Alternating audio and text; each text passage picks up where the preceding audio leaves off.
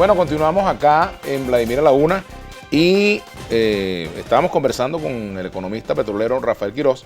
Yo le pedía que habláramos un poco ya de la gestión de la industria como tal, la diferencia entre la gestión de Rafael Ramírez y la de la actual directiva de PDVSA, si es que la hay, y cuáles éxitos se le pueden, digamos, anotar en el saldo positivo de Rafael Ramírez, cuáles fracasos, igualmente en la actual administración. Sí, hay que dejar claro primero que estos 20 años del régimen chavista, el petróleo ha sido el pilar fundamental y la garantía de gobernabilidad del gobierno como tal. Pues. El petróleo ha seguido siendo una especie de cordón umbilical que está atada al Estado venezolano, al país, a la república, a la patria, etcétera, etcétera. Y entonces, bueno, en Venezuela lamentablemente todo sigue empezando y terminando en un barril. La gestión de Rafael Ramírez, que muy penosa por lo demás, va a acentuar el elemento de corrupción y de malversación de los fondos de PDVSA. Hay cientos de ejemplos. Bueno, para ponerte uno, ejemplo, los 800 y pico mil de dólares que fueron incautados en un maletín de Anthony Wilson en un avión de PDVSA, fletado por PDVSA para eso, con funcionarios de PDVSA.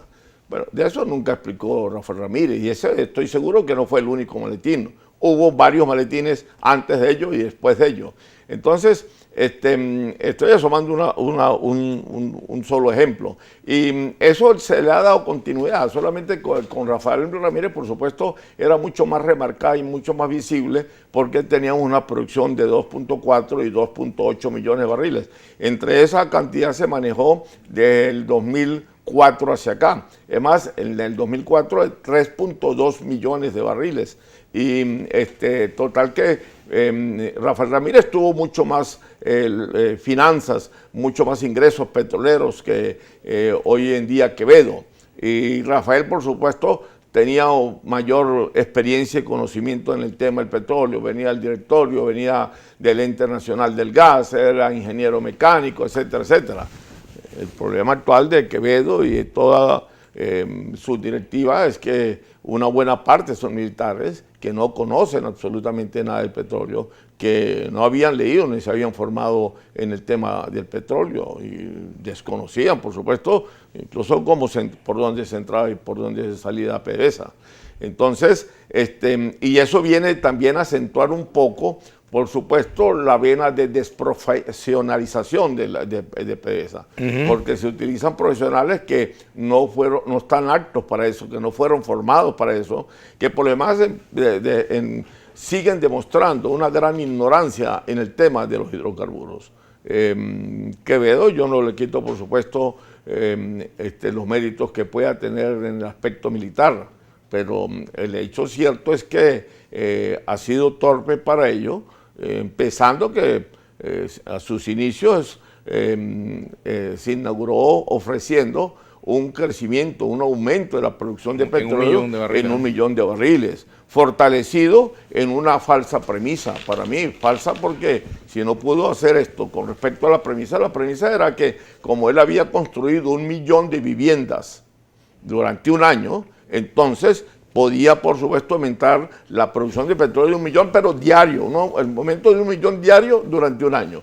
Y el presidente Nicolás Maduro pues lo secundó allí. Y resulta que no lo aumentó, sino al contrario, bajó en más de 1 millón, en 1.200.000, en 1.200.000 barriles bajó la producción.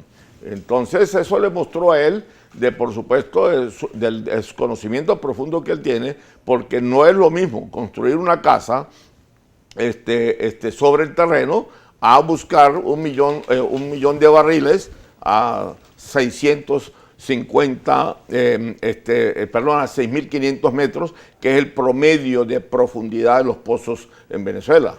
Entonces, la cuestión, por supuesto, es diferente y por lo demás a relacionarse con puros profesionales de la materia petrolera propiamente dicha. Entonces, bueno, también manifestó su ignorancia en el tema de la OPEP cuando hizo unas incursiones allí, por supuesto, bobas y por no decirlas estúpidas, cuando planteó de que todos los barriles se comercializaran en yens y no en dólares. Eso lo había intentado Chávez y lo había intentado Pérez incluso, pasarlos incluso a euros, no a yenes. Y tampoco la comisión, hay una comisión técnica, por supuesto, que solamente desempolvó esos dos informes y le dijeron que eso era contraproducente, que eso, bueno, él desconocía de que habían habido dos precedentes de intentos de cambiar el sistema monetario, por así llamarlo, de lo que es la comercialización del petróleo, que siempre ha sido, por supuesto, en dólares. Eso nos guste o no nos guste el imperio, eso no tiene nada que ver. Se trata simplemente de una moneda que es referencial, de una moneda marcador, una divisa marcador para el comercio, no solamente de los hidrocarburos, sino de muchas cosas. Rafael, ¿Venezuela corre hoy el riesgo de dejar de ser un país exportador de petróleo? No, nunca Venezuela dejará de ser país exportador de petróleo, nunca. Eso puede tenerlo plenamente seguro. Bajo ninguna circunstancia. Bajo ninguna circunstancia. No, así se lo a menos que la gente no compre más petróleo. Así es, exactamente. Salvo que pase la era del petróleo y que la era del petróleo quede atrás a la vera del camino. Pero eso no sucederá mínimo en los próximos 100 años. Mínimo en los próximos 100 años. La sustitución de las energías alternas que supuestamente amenazan el reemplazo del petróleo y que supuestamente pueden iniciarse o ya se inició una especie de tránsito, de transitoriedad para hablar de la era postpetrolera y de la nueva era. Yo quiero saber cuál de las energías alternas, me refiero a las energías renovables, van a sustituir al petróleo. La energía solar, ¿estamos muy lejos de eso? Claro, energía solar, la energía eólica, la energía hidráulica, la energía atómica, etcétera, etcétera. De todo ese pool o ese menú de energías, la que iba más adelante, o la que iba ganando un poco en tecnología, en inversión, etcétera, es la energía atómica, la energía nuclear. Y sin embargo, tú estás viendo ahí en Alemania que están desmontando las 17 plantas nucleares. Estados Unidos no haya qué hacer con las 55 plantas nucleares que tiene. Hay problemas en algunos estados. Japón no quiere saber nada de la energía nuclear por lo peligroso y por la experiencia que ellos tienen. Entonces, estamos hablando de la energía que iba adelante. Entre más energías alternas haya menos amenazado va a estar el petróleo, porque los países altamente desarrollados, que son los que están dispuestos a invertir financieramente y en términos de tecnología, de recursos humanos, se dispersa mucho más esa concentración. O sea, no hay ninguna forma para que todos los países desarrollados concurran en relación a una sola energía puntual dentro de los 12. Cada uno agarra para su lado y para donde más le conviene. Y ese dispersamiento aleja la transitoriedad o el desplazamiento del petróleo a corto y mediano plazo. Sin embargo, aunque le queden 100 años a la industria petrolera, como tú dices, en Venezuela y en el mundo, por supuesto se puede dar una pérdida de espacio. Ya no sería el mismo peso que pudiera tener la OPEP, por ejemplo, que pudieran tener los países productores de petróleo en cuanto a su influencia geopolítica y su influencia en los hechos económicos, pero además en el plano interno de cada nación. Claro, pero por supuesto que podría sucederse, pero revisemos la matriz energética, la de hoy, en estos momentos. La matriz energética establece que el petróleo, el crudo, está aportando el 33% de la energía del mundo, solamente el petróleo. El carbón está aportando el 27%. Estoy hablando de otro fósil, de la familia fósiles. 27% de esa energía llegan a 60%. El gas está aportando el 24%, son 84%. 9% que sigue aportando la hidroelectricidad, que no está entre las nuevas innovadoras. Bueno, eso es 92, 93%. El 7%, solo el 7% de la matriz energética se la reparten toda esa gama, todo ese menú de 10, 11, 12 energías alternas. Yo quiero saber en cuánto tiempo, ¿cuál va a ser la velocidad que se va a imprimir en una de esas energías, de esas fuentes alternas de energía, va a imprimir para opacar el peso, la ponderación de 84% que tienen las energías fósiles? Estoy hablando de petróleo, carbón y gas. Fíjate, pero hay otro tema, el problema de la inversión.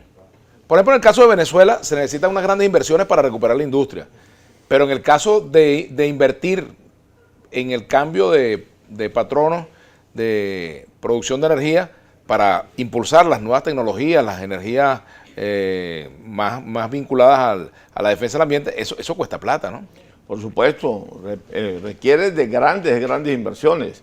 No crea, el mundo desarrollado, y por supuesto básicamente los países altamente desarrollados, que son los mayores consumidores de petróleo, a partir de la Segunda Guerra Mundial han hecho todas las inversiones, sobre todo básicamente en la nuclear y en la atómica, y allí se concentraron durante años. Después se dieron cuenta de lo peligroso que era y los precedentes que habían con respecto a eso. Y algunos han cambiado de parecer y se han dirigido hacia las otras energías alternas que empiezan a salir. Ejemplo, como fue la energía solar, la energía eólica, también la energía de la biomasa. Sin embargo, aquí se intentó, fíjate, aquí se hicieron inversiones en energías alternas. Ahí vimos algunos ensayos, por ejemplo, de energía eólica y de energía un fracaso solar. total la de Falcón. Bueno, claro, y aquí en Caracas, incluso en la Avenida Bolívar, había así es. También algunos paneles solares. Porque es que no es fácil adentrarse y convivir con esa energía. Sobre todo porque algunas de ellas, como la eólica y la solar, son energías intermitentes que vienen y desaparecen. O sea, la energía solar y la eólica, sale el sol o hace el viento cuando ellos les da la gana, pero no cuando usted lo necesita. Bueno, entonces tú no puedes afianzarse en ellos para el momento del gasto de energía. Entonces, bueno, está dependiendo de ese elemento intermitente que llaman los técnicos. Entonces, bueno, y así las otras, en el caso de la biomasa, bueno, tú estás sacrificando grandes hectáreas de terreno, pero estás dejando de sembrar azúcar, o sea, caña de azúcar, papa, hortaliza, lo que sea, ¿a cambio de qué? De obtener de allí etanol. Bueno, pero entonces usted prefiere alimentar vehículos en vez de alimentar personas. Y hay otra cosa importante, que es lo que llamamos el balance energético. Tú gastas para producir esa energía una cantidad determinada de petróleo. Y resulta que la diferencia para el total de la energía es muy mínima, la diferencia de toda la energía que va a obtener en relación a la que ha invertido de hidrocarburos. Vamos a hacer una pausa y al regreso continuamos conversando sobre estos temas. Ya venimos con el economista petrolero Rafael Quirós.